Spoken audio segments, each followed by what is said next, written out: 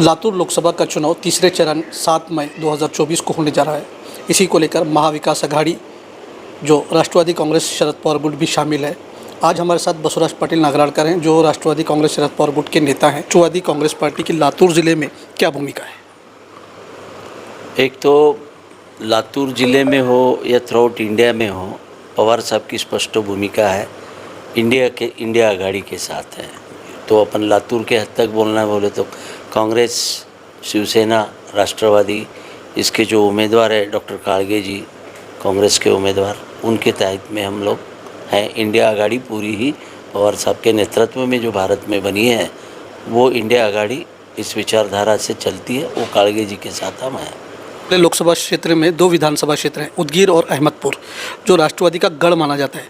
और ये यहाँ के जो 2 विधायक हैं वो आज महाविकास अघाड़ी में शामिल हैं।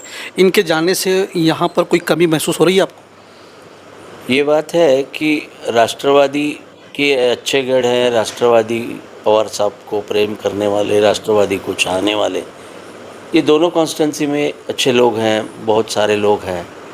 मगर आपका सवाल जो है, यहाँ के जो नुमाइंदे चुने गए एमएलए, वो चले जाने से उसके ऊपर क्या असर होगा?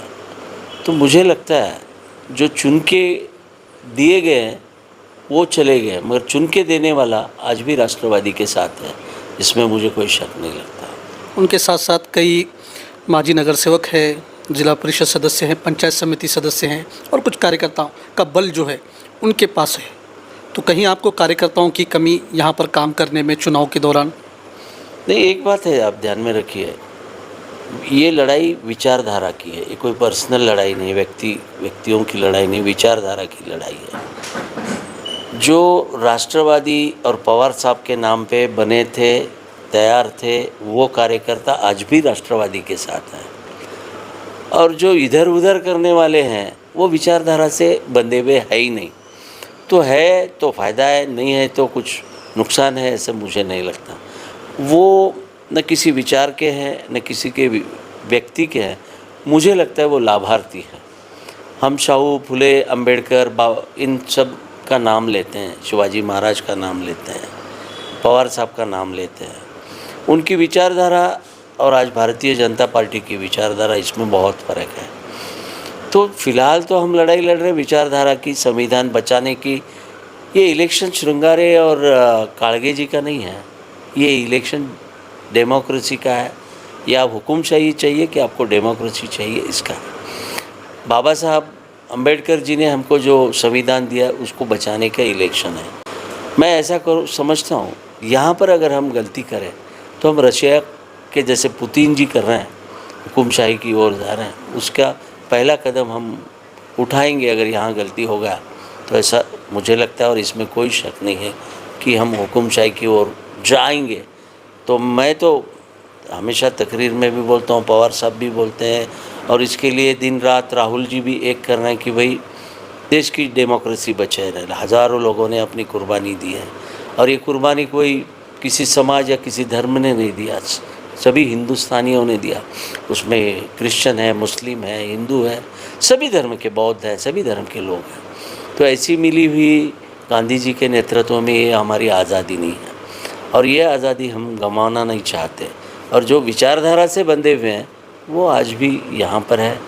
और ये जो इधर गए उधर गए लाभार्थी लोग रहते हैं, वो कब किधर जाएंगे और कब आएंगे, और उनका सुनने वाले भी वही सोचता है। जनता, मुझे लगता है जनता हमसे भी ज़्यादा होशियार है। 10 साल जो भाजपा ने लातूर लोकसभा में जीत हासिल की, मतलब 2 टर्म जो 10 साल रहे, इस बार आप उनको बाहर निकाल पाएंगे? मैं तो ये बोलूँगा कि बिल्कुल आत्मविश्वास के साथ मैं जिस तरीके से लातूर लोकसभा मतदार संघ में घूमा, लोगों का जो रुझान दिख रहा है, लोगों की जो मंशा दिख रही है, जो डिस्कशन होता है, तो मुझे लगता है कि 10 साल की ये राज हटाने में कोई दिक्कत नहीं हुई। उसके रीजन्स भी हैं। हिंदुस्तान के 2 लाख करोड़ रुपए अगर माफ़ किए तो किसान का पूरा कर्जा ख़त्म हो जाता। मगर इन्होंने ये 2 लाख नहीं करे, मगर उद्योगपतियों के 16 लाख करोड़ रुपए नुकसान भरपाई बोल के उनका माफ़ करें। महाविकास अघाड़ी के तौर पर लातूर लोकसभा के किन मुद्दों पर आप जनता के बीच रहे?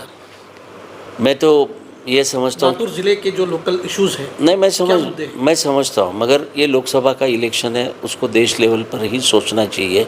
ये मैं कुछ ना कुछ देश का इलेक्शन है, लेकिन कुछ ना कुछ लातूर से रिलेटेड भी होते हैं। हो, मैं बोल रहा हूँ ना कि सोच तो वही चाहिए। देखिए, ग्राम पंचायत इलेक्शन में मैं अगर दिल्ली की बात करा तो वो भी मुनासिब नहीं है, और दिल्ली के इलेक्शन में इधर की और उधर की बात करा तो भी नहीं।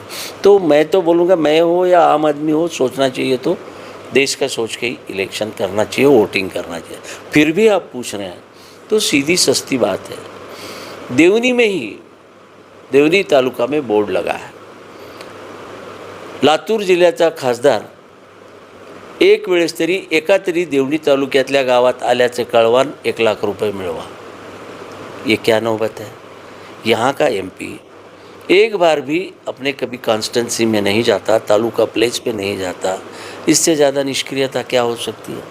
दूसरी बात है, हमारे एमपी ने लोकसभा में एक बात तो भी मुंह खोली है, एक बार भी हमारे मसले के बारे में, हमारा पानी का मसला है, आज पानी की बहुत समस्या है, बिजली के इतने भाव बढ़े हुए हैं। इस पिछले दिनों लातूर में एक सभा हुई जिसमें उन्होंने बताया कि लातूर लोकसभा में 500 से ज़्यादा प्रश्न सुधाकर शृंगार ने लोकसभा में भी पूछा है। देखिए, ये तो बात छुपने वाली नहीं है, मीडिया रोज़ कर प्रदेश अध्यक्ष भाजपा के उन्होंने घोषणा की थी कि टॉप 10 में सांसद हैं वो, जो इतने ज़्यादा प्रश्न विचारे। देखो, टॉप 10 में होते तो सुप्रिया जी को क्यों बार बार बख्शिश मिलता था? बेस्ट अवार्ड संसद पट्टू बोल के उनको अवार्ड क्यों मिलता था? इनको ही दिया जाता था। एक मामूली बात है, परसों उनके इलेक्शन में ही उन्होंने कभी नहीं सो बोलने के लिए खड़े हो गए। मंच पर बैठे हुए विद्यमान आमदार को उन्होंने माजी आमदार बना दिया, तो वो क्या बोल पाते हैं? देखो, मराठी में कहावत है, शीतावरून भाताची परीक्षा। देखिए, ये पैसे के जोर पे आए हुए हैं, ये सोशल वर्क के ऊपर आए हुए नहीं हैं। इनका आने का क्या, इनका बैक हिस्ट्री देखिए कि ये काम करके आए हैं, गरीबों का काम किए, सोशल वर्क किए, कहीं आंदोलन किए, मोर्चे किए, कुछ नहीं। ये खर्चा कर सकता है, वो हिसाब से वो लास्ट टाइम आया। राष्ट्रवादी कांग्रेस पार्टी के कौन कौन नेता यहाँ पर प्रचार के लिए आएंगे? यहाँ तो हमारे डिस्ट्रिक्ट के सभी लोग, हम लोग काम कर रहे हैं। स्टेट लेवल के कोई नेता महाविकास अघाड़ी के तौर पर? जयंत पाटिल साहब आने वाले हैं, हो सकता है पवार साहब का भी कोई डिसाइड नहीं हुआ, क्यों तो पहले राउंड में विदर्भा में था, अभी 27 तारीख को 27 तारीख को दूसरा राउंड है, अपना 27 तारीख तक है। अभी हो सकता है पवार साहब आए या रोहित पवार आ जाए, ऐसा अभी तो डिसाइड नहीं हुआ। ये कांग्रेस वाले जिनको इनवाइट करेंगे वो तो हम लोग आएंगे। उदगीर विधानसभा क्षेत्र कैसा रहेगा? मैं आत्मविश्वास के साथ कहता हूँ कि आपने पर्टिकुलरली पूछा और पूछते समय हंस के पूछा कि मैं क्या जवाब दूंगा, मगर मेरा आत्मविश्वास कहता है, और लोगों की आज जो भावनाएं हैं कि 100% मुझे लगता है कि उदगीर में हम लीड लेंगे ही लेंगे, ऐसा मुझे लगता है। किस बेस पर? बेस एक है, 107 कॉन्स्टिट्यूंसी के इलेक्शन परसों के दिन हो गए, तब तक उनका मसला था कि डिस्कशन था, भाषण में बोलते थे प्राइम मिनिस्टर से लेके गली, हमने इतना विकास किया, उतना विकास किया, मगर कल के अखबार और टीवी आप देखेंगे, पूरा 107 कॉन्स्टिट्यूंसी का रुझान जब उन्होंने सुना कि यहाँ पर बीजेपी बहुत पीछे है, तो अपन जो झूठे वादे या झूठी बातें विकास की बता रहे हैं, इस पे अपना काम नहीं चलेगा, तो फिर से उन्होंने हिंदू मुसलमान मसला निकाला कि ये मुसलमान को ज़मीन बांटने वाला है कांग्रेस वाले का मैनिफेस्टो ऐसा लिखा। हालांकि वहाँ पर वो चीज़ मुस्लिम या हिंदू एक भी अल्फाज नहीं है। हाँ, ज़रूर लिखा है ज़रूरतमंदों को ज़मीन देंगे जो बंजर पड़ी है या जिनके पास ज़्यादा है। ये तो विकास के लिए करना पड़ता, नेहरू जी के टाइम में भी किया, विनोबा जी के टाइम में भी किया अपन। तो मुझे लगता है कि ये सब बातें तो है ही है। आप पर्टिकुलर उदगीर पूछ रहे थे, उदगीर विधानसभा से कितनी लीड मिलेगी? मुझे लगता है 20-25 लाख हज़ार तो कम से कम, मैं ज़्यादा कुछ बोलना नहीं, कम बोल के ज़्यादा ही करूँगा। और यहाँ मिलने की भी वजह आप पूछे, मैं कहीं दूर की बातें बोल के नहीं है। आपके जो सहयोगी थे लास्ट टाइम आपके साथ थे और आज नहीं है, इसलिए पूछ रहे। हाँ, मैं ज़रूर पूछ लिया। देखिए, बेसिक प्रॉब्लम क्या है मेरे कॉन्स्टिट्यूंसी में, उदगीर कॉन्स्टिट्यूंसी में, मेरे किसान के सोयाबीन को भाव मिला क्या? नहीं मिला। इंश्योरेंस मिला क्या? नहीं मिला। बैंक का कर्जा हमको मिलता था, पलटी मारना बोलते थे हम, नया पुराना करना बोलते थे। ये सब मसले के ऊपर हमारे नुमाइंदे विधानसभा में एक बार बात भी करते थे तो हम ये समझते थे कि किसानों के साथ में है। एक बार भी उन्होंने इस चीज़ पे बात नहीं किया। किसने? जिसके बारे में आप पूछ रहे हो उनके नाम लेने में कुछ दिक्कत हो रही? नहीं, आपने नाम नहीं लिया इसलिए पूछ रहा हूँ मैं। मैंने बताया ना कि विधानसभा के विधायक जो लास्ट टाइम आपके साथ थे आज नहीं है। किसानों के बारे में, शिक्षा के बारे में न दिल्ली में श्रृंगारे साहब ने उठाया, न विधानसभा में बंसोड़े साहब ने उठाया। इसमें कोई ये नहीं है, ठीक है, बाकी सब्जेक्ट छोड़िए, मगर इन जो हमारे मसले, गांव खेड़े के स्कूल बंद हो रहे हैं उसके बारे में भी नहीं बताया। कांग्रेस ने 70 साल में 55 लाख करोड़ का कर्जा किया, 9 साल में 134 लाख करोड़ का कर्जा किया। ये कर्जा करके क्या आपने एक नया स्कूल खोला है? उल्टा आप स्कूल बंद कर रहे हैं। इसके बारे में क्यों नहीं बोले आप? ये हमारा दर्द है। देखिए, डेवलपमेंट होता क्या है? मेरा शरीर सलामत नहीं है तो तुम कितनी भी बिल्डिंग की पगड़ी बांधे तो मैं क्या करूँगा?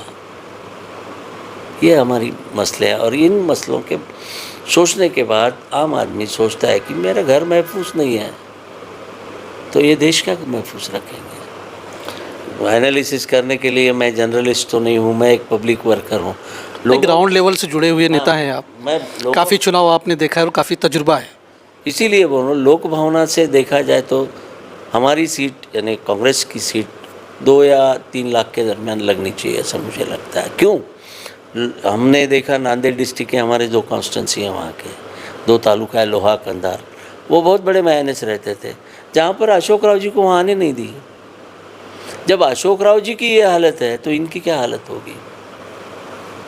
तो ये सब देखने के बाद लगता है कि हमारे उम्मीदवार को जीत में है, कोई दिक्कत नहीं। तो ये तो बहुत छोटी मोटी बातें हैं, मगर मुझे ऐसा लगता है कि देश के बारे में, कॉन्स्टिट्यूंसी के बारे में, हमारे संविधान के बारे में ओवरऑल आज हमारा किसान या आम आदमी और एक बात सोचिए, धोखा एक बार दे सकते हैं। हमने एक बार धोखा खाया, काला धन लाने का हो, 15 लाख आपके इसमें डालने का हो, पुलवामा का हो।